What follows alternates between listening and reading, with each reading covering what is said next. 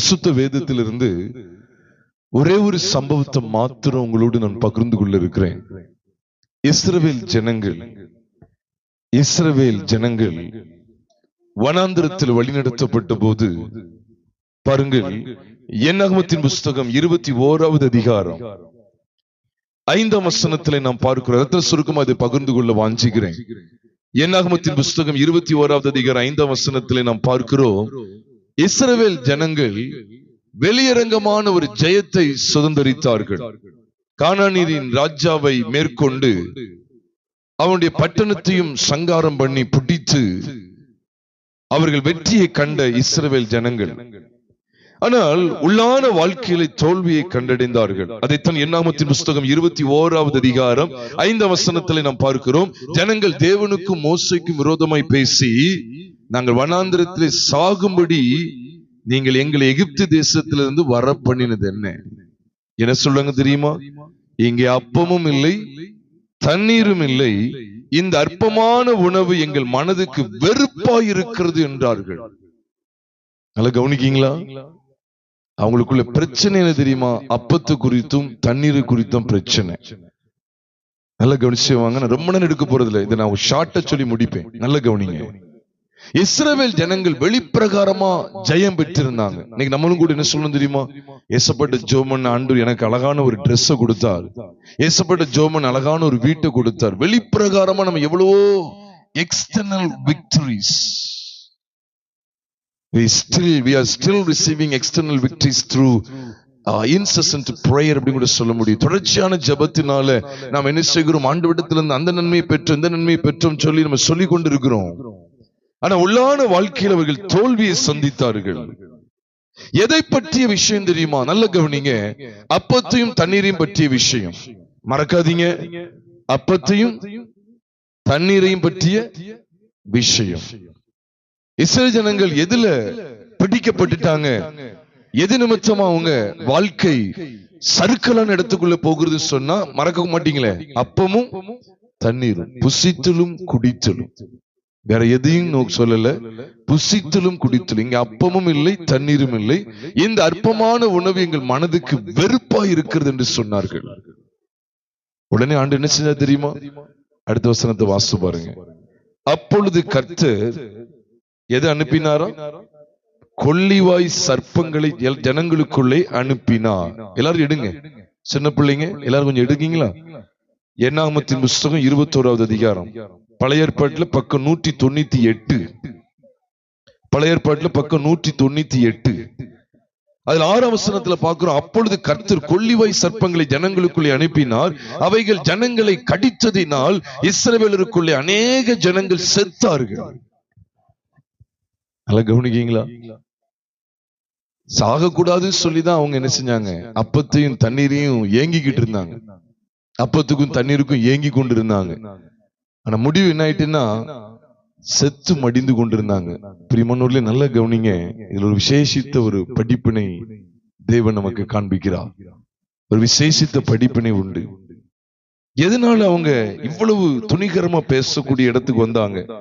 தேவனுக்கும் மோசேக்கும் விரோதமாய் பேசி என்று எழுதப்பட்டிருக்குது. இந்த இடத்துல தேவனை அவர்கள் பரீட்சை பார்த்தார்கள். எது நிமித்தம் தெரியுமா? சத்தமா சொல்லுங்க. 2 தான். எது நிமித்தம்? அப்பமும் தண்ணீரும். எது நிமித்தம்? சத்தமா சொல்லிருங்களேன். அப்பமும் தண்ணீரும். இதைத்தான் இயேசுவானவர் புதிய ஏற்பாட்டுல காண்பிக்கும் போது யோவான் 4வது அதிகாரத்துல தண்ணீரை குறித்து பேசுகிறார், ஜீவ தண்ணீரை குறித்து. அதே யோவான் 6வது அதிகாரத்துல அப்பத்தை குறித்து பேசுகிறார், ஜீவப்பத்தை குறித்து. அந்த ரெண்டுமே யார்கிட்ட இருந்து வருதுன்னு சொல்லி அவரே காமிச்சு கொடுத்தாரு தெரியுமா ஜனங்களுக்கு? தமிழத்துல தான் வருது. தாம் தான் ஜீவ அப்பம், தாம் தான் ஜீவ தண்ணீர் என்பதை அங்குள்ள ஜனங்களுக்கு காண்பித்து கொடுத்தா.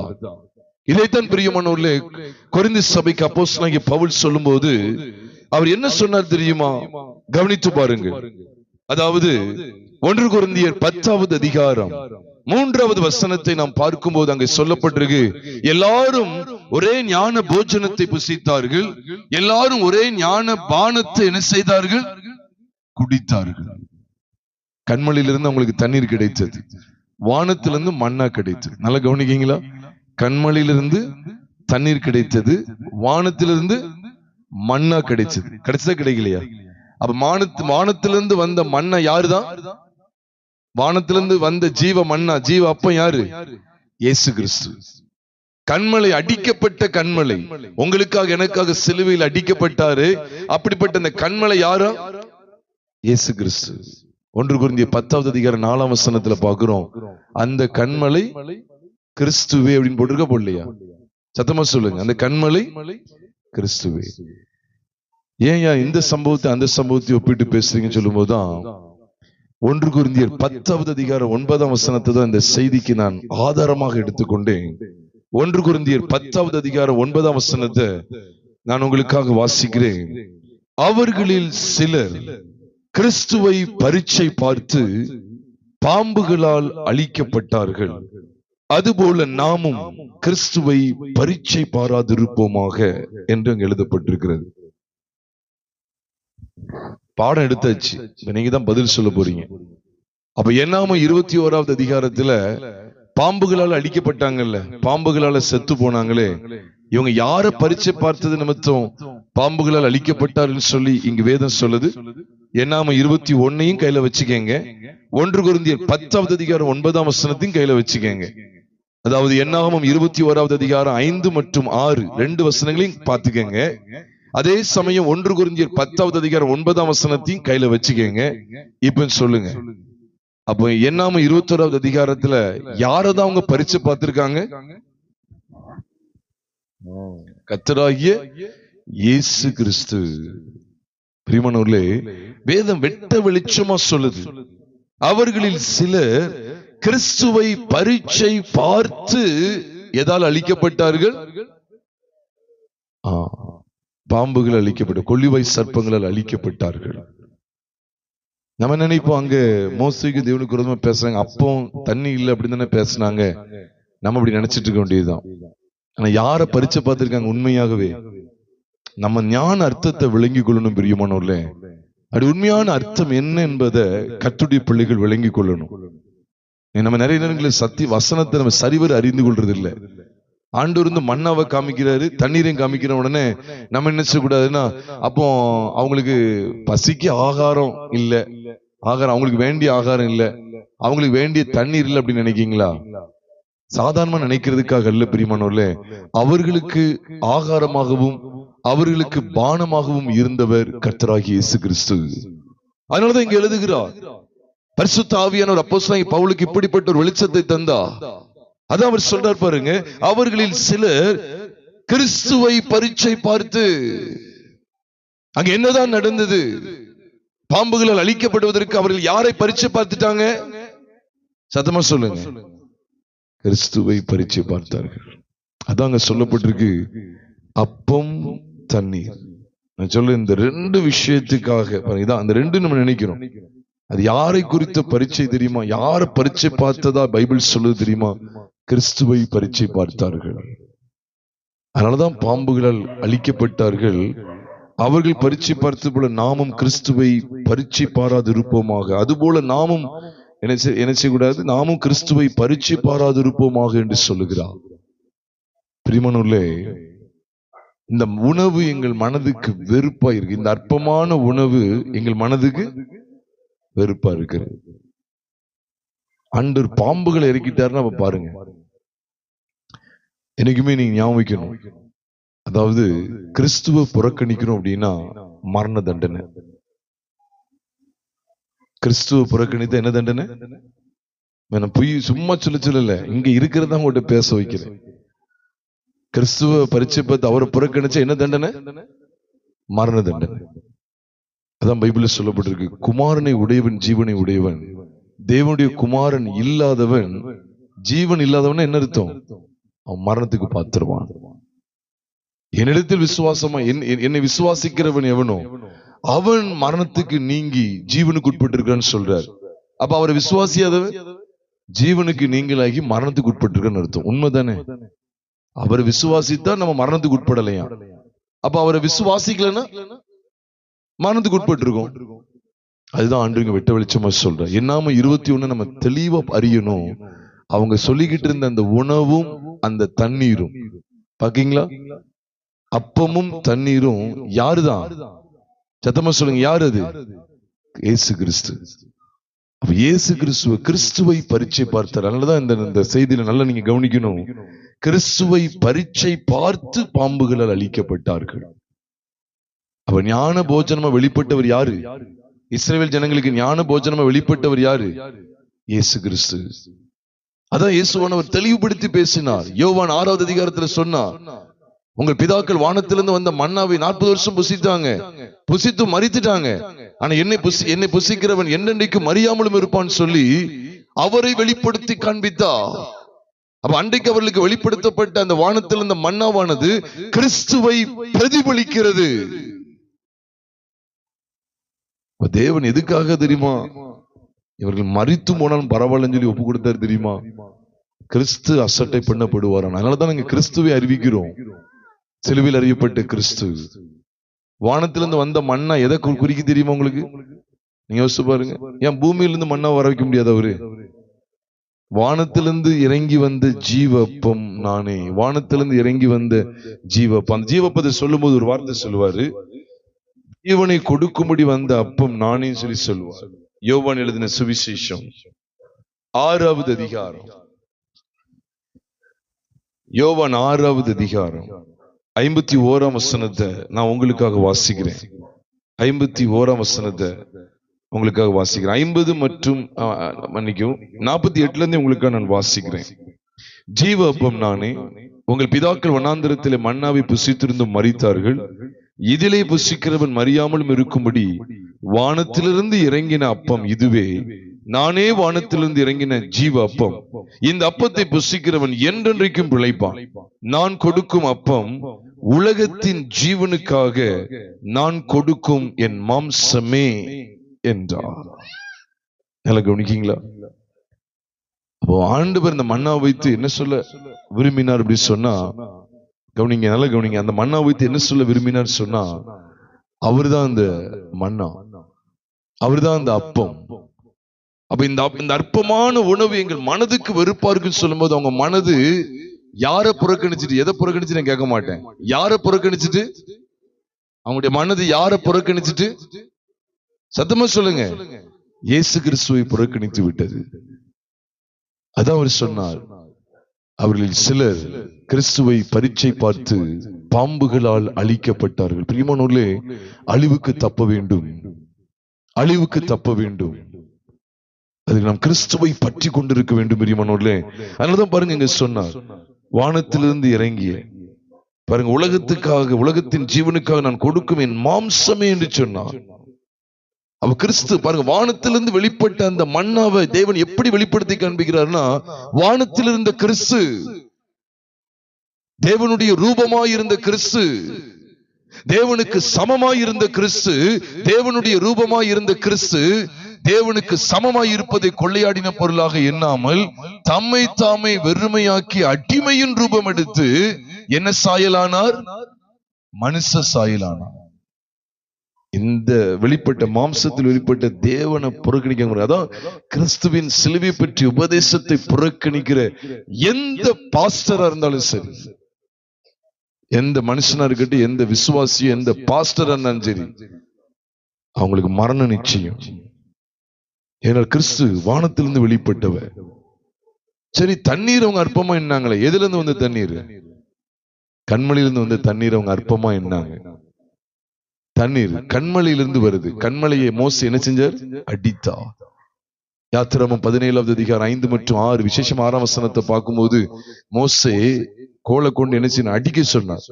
அது தன்னிடத்து தண்ணீரை உனக்கு புறப்படப்படும் சொல்லி சொன்னார். 6ஆம் வசனமா இருக்கும்னு நினைக்கிறேன். யாத்திராகமம் 17:6ஆம் வசனத்தை எடுத்தீங்கன்னா வாசிங்க. ஓரேபிலே நான் நிற்பேன்னு சொல்லி சொல்றாரு. யாத்திராகமம் 17:6 தானே, 6ஆம் வசனத்துல வாசிக்கிறோம். இருக்கட்டும். அப்போ அந்த கண்மலையை அடி, அது தன்னிடத்திலும் தண்ணீரை புறப்படும் சொல்லி சொல்றாரு. அப்ப அந்த கண்மலை யாரு சொல்லி 1 Corinthians 10:4 சொல்றாரு? சத்தமா சொல்லுங்க, கிறிஸ்து. அப்போ நீங்க நல்லா பாருங்க, வானத்திலிருந்து வந்த மன்னா அப்படிங்கிற அந்த சாயலாக இருக்கட்டும், மன்னாவின் சாயலாக இருக்கட்டும், இந்த பூமியில உள்ள கண்மலை, அடிக்கப்பட்ட கண்மலையின் சாயலாக இருக்கட்டும், ரெண்டுமே கிறிஸ்து மனுஷகுமாரனாய் இயேசு என்கிற பேர்ல வெளிப்பட்டாருங்கிற அந்த மாம்ச சாயலை வெளிப்படுத்துகிறது. நல்ல கவனிங்க. பாவ மாம்சத்தின் சாயலாக பாவத்தை போக்கும் வழியாக தம்மை வெளிப்படுத்தினார். இன்னைக்கு எத்தனையோ செய்திகள்ல அவர் இவ்விதமா வெளிப்படுத்தப்படுறாரா இல்லையா? நாங்க அறிவிக்கிற எத்தனை செய்தி உங்களுக்கு தெரியுதா? நீ நினைக்கல அரைச்சமாவே அரைக்கீங்கன்னு சொல்லலாம். பேசப்படுகிற எல்லா செய்தியிலுமே கிறிஸ்து மாம்சத்துல வெளிப்பட்டா, தேவகுமாரன் உங்களை என்னையும் மீட்பதற்கு இந்த பூமியில மனுஷ சாயல வந்தா, பாவ மாம்சத்தின் சாயலாக பாவத்தை போக்கும் வழியாக வெளிப்பட்டாருங்கிற இந்த சத்தியம் வெளிப்படுத்தப்பட்டுக்கிட்டே இருக்கு. ஆனா இத புறக்கணிக்கிறவன் கண்டிப்பா மரணத்தை சந்திக்க வேண்டியதுதான். தவற நினைக்க கூடாது. பைபிள் இப்படிதான் சொல்லுது. கிறிஸ்துவை பரீட்சை பார்த்தாங்களா? உடனே நம்ம யோசிப்போம், என்ன இஸ்ரவேல் ஜனங்களுடைய வாழ்க்கையை பத்தி பேசுறாரு, அங்க என்ன கிறிஸ்துன்னு இருக்கு? கிறிஸ்துன்னு பைபிள்ல போட்டிருக்குதா? நீங்க சொல்லுங்க. என்னாமத்துல கிறிஸ்துன்னு போட்டிருக்குதா? அவர்கள் கிறிஸ்துவை பரீட்சை பார்த்தார்கள். அப்பொழுது கர்த்தர் கொள்ளிவாய் சர்ப்பங்களை ஜனங்களுக்குள்ளே அனுப்பினார். அது அவைகள் அவர்களை கடித்ததினால் அநேகர் செத்தால். அப்படியே போட்டிருக்கு. கிறிஸ்துவை பரீட்சை பார்த்தாலும் டைரக்டா போட்டிருக்கா? இல்ல. நம்ம தான் விளங்கி கொள்ளணும். அவங்களுடைய பிரச்சனை என்ன தெரியுமா? அப்பமும் திராட்சரசம் தான். சரி, அப்பமும் தண்ணீர் தான். மன்னிக்கும், அப்பமும் தண்ணீர், அதுதான் அவங்களுடைய பிரச்சனை. அவன் அப்பம் தண்ணீர், அப்பம் வானத்திலிருந்து வெளிப்பட்டது, பூமியை நோக்கி வந்துச்சு. கிறிஸ்துவும் அப்படிதான். வானத்தில் இருந்தவர் பூமியை நோக்கி இறங்கி வந்தா. கண்மலை எப்படி தெரியுமா? கண்மலையில இருந்து சும்மா தண்ணி வராது. என்ன செய்யணும்? அடிக்கணும். அப்போ அடிக்கப்பட்ட கண்மலை, அதுவும் இந்த சாயல குறிக்கு தெரியுமா? தேவனை யாரு அடிக்க முடியும்? தேவனை யாரு அடிக்க முடியும்? தேவனை அடிச்சு அவருக்கு தலையில முள்முடி சுட்ட முடியுமா?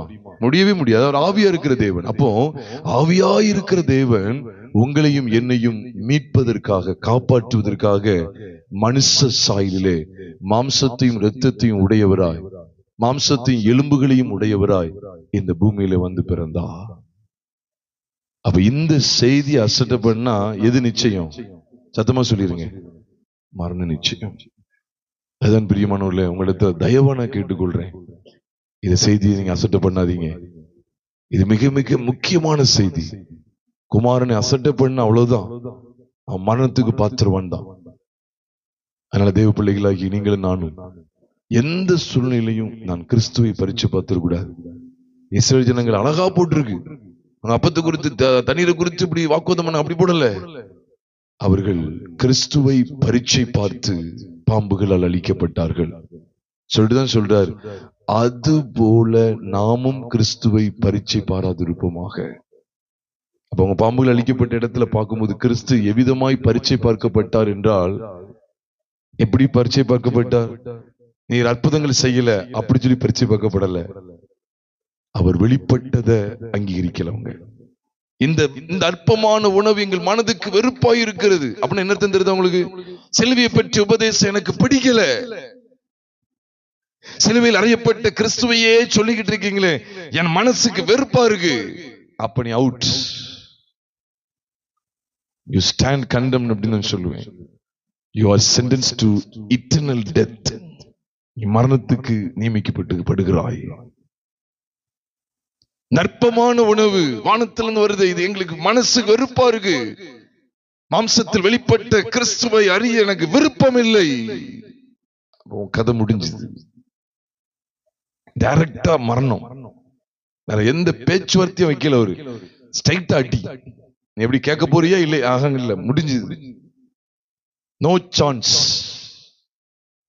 புறக்கணிச்சுன்னா முடிஞ்சது உன் வாழ்க்கை, சாப்டர் க்ளோஸ். எப்படிப்பட்ட இடத்துல இருக்கிறோம்? இது மிக மிக முக்கியமானது. நீங்க எச்சரிப்பின் செய்தி எடுத்துக்கங்க.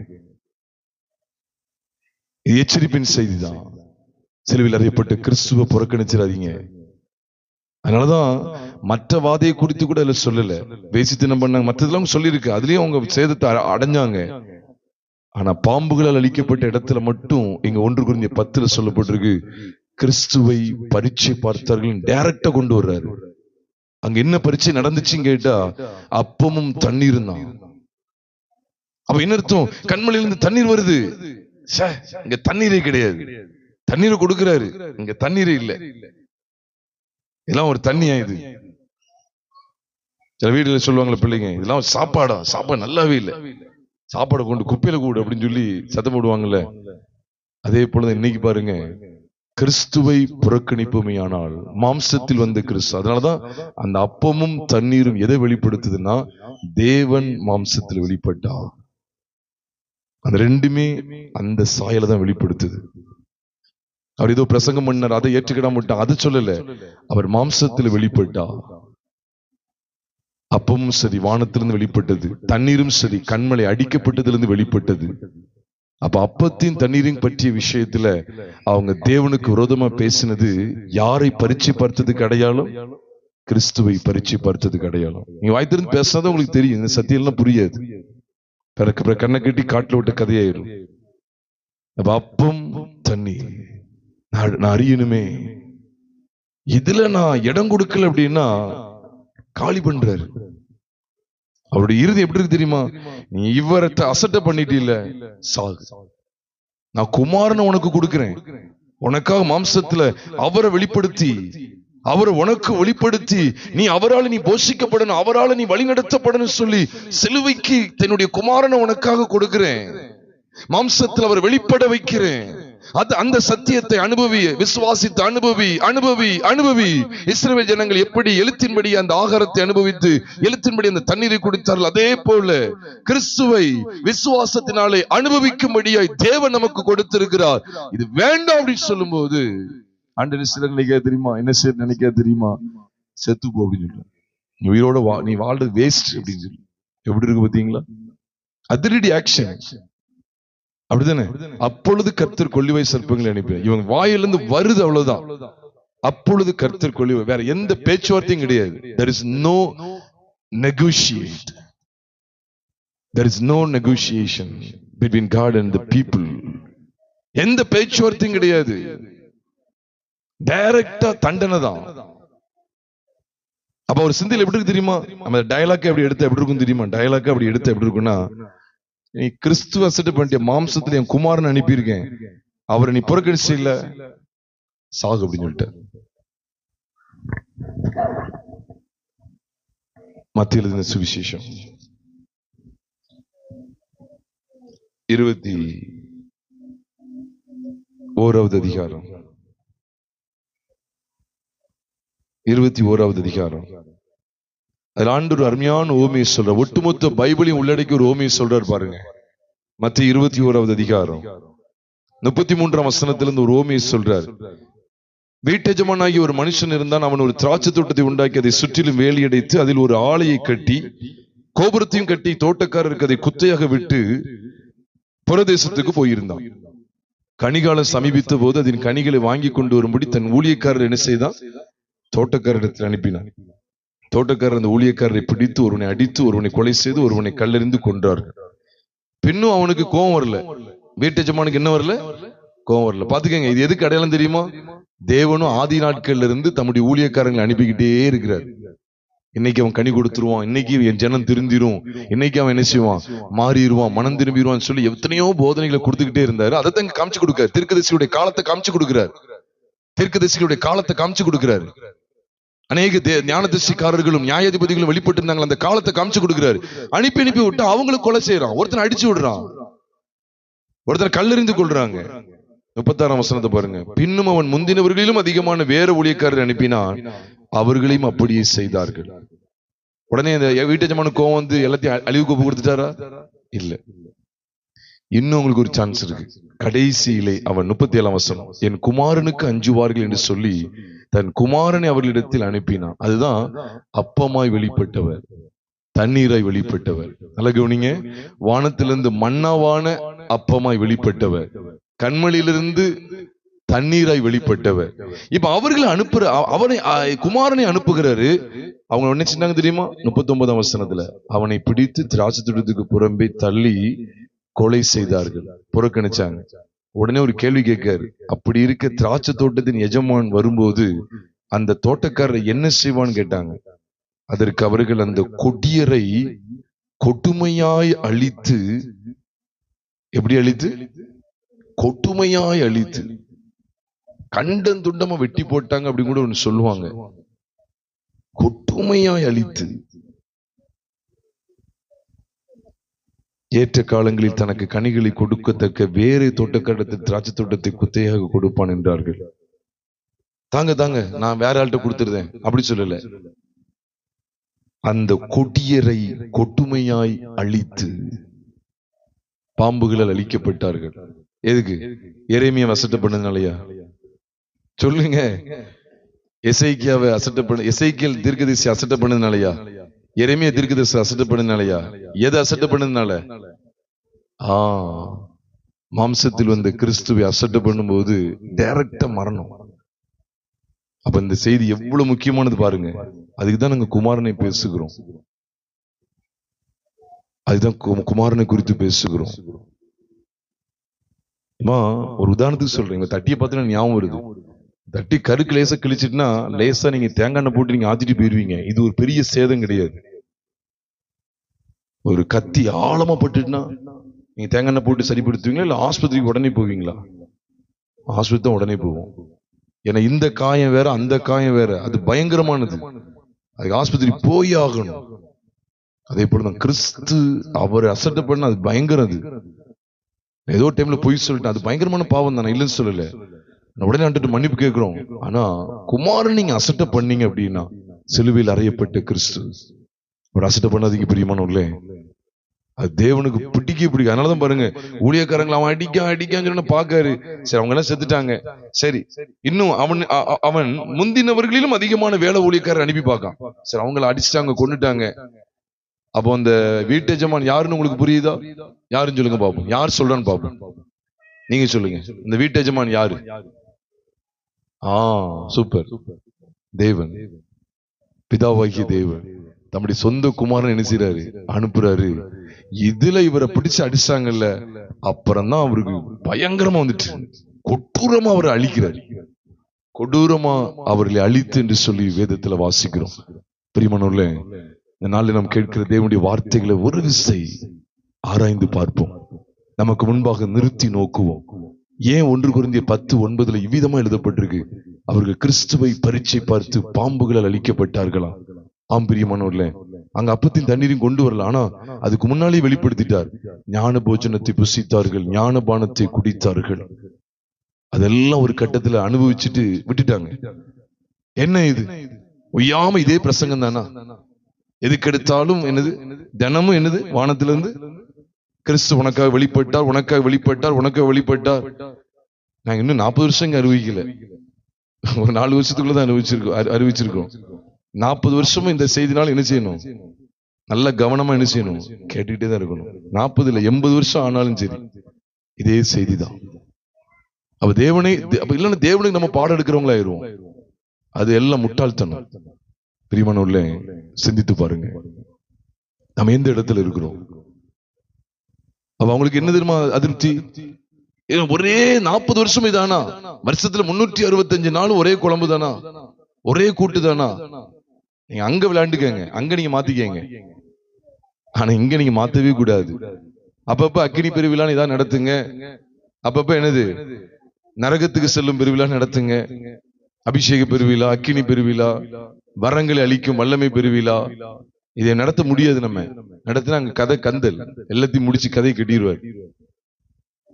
பிரியமானவர்களே, அப்ப அவங்களுக்கு என்ன நோக்கம் தெரியுமா? ஒரே இதானா அந்த உணவு எங்களுக்கு இந்த அற்பமான உணவு எங்கள் மனதுக்கு வெறுப்பா இருக்கு. தினமும் மண்ணா சாப்பிட. ஆமா, இதுதான் உனக்கு ரூல்ஸ். நீ தினமும் கிறிஸ்துவ அனுபவிச்சுதான் ஆகணும். சிலுவையில் வானத்திலிருந்து வெளிப்பட்ட கிறிஸ்துவினாலே நீயும் நானும் நான் போஷிக்கப்பட வேண்டும். நீங்களும் நானும் போஷிக்கப்பட வேண்டும். வானத்திலிருந்து வெளிப்பட்ட அந்த மண்ணாதான், அதுதான் நம்முடைய ஆகாரம். தேவன் மாம்சத்தில் வெளிப்பட்ட தேவகுமாரன் இயேசு என்கிற பெயர்ல வெளிப்பட்டார். உங்களுடைய என்னுடைய ஒட்டுமொத்த அக்கிரமங்களை நிவர்த்தி செய்கிற கிருபாதார பலியை வெளிப்பட்டார். அதே ஆகாரமா காலையில? ஆமா, அதே ஆகாரம். மறுநாள் அதே இது. 1 வருஷம் அதே ஆகாரம். 2 வருஷம், 3 வருஷம், ஒரு 5 வருஷத்துக்கு அவர் மாத்திட்டாரா? மாத்தினீங்கன்னா சிக்கலாயிரும். மாத்தினீங்கன்னா மரணம் வந்துடும். அவங்க அதான் மாத்திட்டாங்க. இடையில மாத்துறாங்க. இடையில சில வருஷம் அப்படியே சாப்பிட்டு பார்க்காங்க. அதுக்கப்புறம் என்னன்னா, அந்த அக்கினி பெருவிழான்னு ஒண்ணு நடத்துறாங்க. அங்க போயிருவோம், இது வேண்டாம், இது ஒரு மாதிரி இருக்குது, ஒரே இங்க வந்து இதே அருவியாத்தான் இருக்கு. அங்க போனா கைகால் சுகத்துக்காக ஜோம் பண்ணுவாங்க. அங்க அந்த மீட்டிங் போனா என்ன செய்யலாம், அப்படி கையில ஏதாவது குருத்தொழில பிடிச்சு ஏந்திட்டு போகலாம். அப்புறம் அந்த டீமோட சேர்ந்தா ஏதாவது என்ன செய்யலாம், அவங்களுக்கு அங்க போனா ஏதாவது நமக்கு கிடைக்கும். அப்புறம் அந்த கூட்டத்துக்கு போனா என்னது, இந்த மாதிரி ஒரு உலக ஐஸ்வர்யங்கள் நமக்கு கிடைக்கும். நீங்க ஆகாரத்தை மாத்தினீங்கன்னா கஷ்டம். இதை புறக்கணிச்சிடாதீங்க பிரியமானவர்களே. அதனாலதான் இன்னைக்கு அநேக பாஸ்டர்மார்கள், பைபிள் காலேஜ் படிச்ச அநேக பாஸ்டர்மார்கள் கூட சிலுவையில் அறையப்பட்டு கிறிஸ்துவை போதிக்க தவறி, அதிலே நிலைநிற்க தவறி இன்னைக்கு நரகத்துக்கு பாத்திரமல்ல எண்ணப்பட்ட நிலைமையில் இருக்கிறார்கள். மரணத்துக்கு உட்பட்டு இருக்கிறார்கள். இது இன்னைக்கு அவங்களுக்கு தெரியாது. இன்னைக்கு கார்ல வருவாங்க, சொகுசா போவாங்க, அப்புறம் ஏசப்பாக்கு அங்க ஊழியம் செய்யறோம், இங்க ஊழியத்தை ஆரம்பிச்சுட்டாங்க, பண்ணிட்டு இருக்கோம், இங்க பண்ணிட்டு இருக்கோம். என்ன தடுக்கினாலும் சரி, இந்த உணவும் இந்த தண்ணீரும், கண்மலையின் தண்ணீரும் வானத்திலிருந்து வெளிப்பட்ட மண்ணா இந்த வெளிச்சத்துக்குள்ளே நிலை நிற்கல அப்படின்னு சொன்னா, அந்த அப்படி எந்த மனுஷனா இருந்தாலும் சரி, அந்த மனுஷன் மரணத்துக்கு பாத்துருவான். நம்ம ஜெபம் பண்ண போறோம் பிரியமானவர்களே. அதுபோல நாமும் கிறிஸ்துவை பரீட்சை பாராதிருப்போமாக. இருக்க இடத்திலே கண்களை மூடி நாம் கர்த்தரை நோக்கி பார்ப்போம். முடிந்தவர்கள் அப்படி முழங்கால் படியிட்டு நாம் ஜெபித்து அப்படி நாம் நிறைவு செய்வோம். பரிசுத்தமுள்ள எங்கள் பரலோக தேவனே, கொடுக்கப்பட்ட இந்த அருமையான சந்தர்ப்பத்திற்காய் ஸ்தோத்திரம். தேவரீர் எங்களுக்கு காண்பித்து கொடுத்த எல்லா வசன வெளிச்சங்களுக்காய் ஸ்தோத்திரம் செலுத்துகிறோம். தகப்பனே, இஸ்ரவேல் ஜனங்கள் கிறிஸ்துவை பரீட்சை பார்த்து பாம்புகளால் அழிக்கப்பட்டார்களே, நாமும் அவர்களைப் போல கிறிஸ்துவை, அதுபோல நாமும் கிறிஸ்துவை பரீட்சை பாராதிருப்போமாக என்று எழுதியிருக்கிறது. ஆண்டவரே, அது எங்களுக்கு எவ்வளவு திருஷ்டாந்தமா, புது உடன்படிக்கையின் சபையாகிய எங்களுக்கு திருஷ்டாந்தமா காண்பிக்கப்பட்டிருக்கிறது. இல்லாவிட்டால் அதே போல நாமும் அழிக்கப்படுவோம் என்பதை எவ்வளவு தெள்ள தெளிவாய் நீர் காண்பித்துக் கொடுக்கிறீர். கவனமா இருக்க உதவி செய்யுங்கப்பா. பரிசுத்தத்தை தழுவிக்கொண்டு வாழ கிருபை பலன் தாங்க. எந்த சூழ்நிலையிலும் இந்த வெளியேறப்பட்ட சத்தியத்தை விட்டு விலகாது இருக்க கர்த்தருக்கு உதவி செய்யுங்க. வந்திருக்கிற ஒவ்வொருவரையும் கர்த்தர் ஆசீர்வதிங்க. ஆண்டவரே, நாங்கள் ஒவ்வொருவருமே ஆண்டவரே அனுதினமும் இயேசு என் பாவத்தை எல்லாம் மன்னிச்சிட்டாரு, அவர் இரத்தத்தினால் கழுவப்பட்டு இருக்கிறேன், அனுதினமும் வானத்திலிருந்து வெளிப்பட்ட மன்னாவாகிய கிறிஸ்துவை நாங்கள் பற்றி கொண்டிருக்க, அனுதினமும் எங்களுக்காக அடிக்கப்பட்ட கண்மலையாகிய கிறிஸ்துவை பருக எங்களுக்கு ஒத்தாசை கிருபை தாங்க. ஒவ்வொரு நாளும் உங்கள் நிலைத்திருக்கிற பாக்கியத்தை தாங்க. யாவரையும் ஆசீர்வதிங்க, வழி நடத்துங்க. எங்கள் கர்த்தராகிய இயேசு கிறிஸ்துவின் நாமத்தில் ஜெபிக்கிறோம் நல்ல பிதாவே, ஆமென்.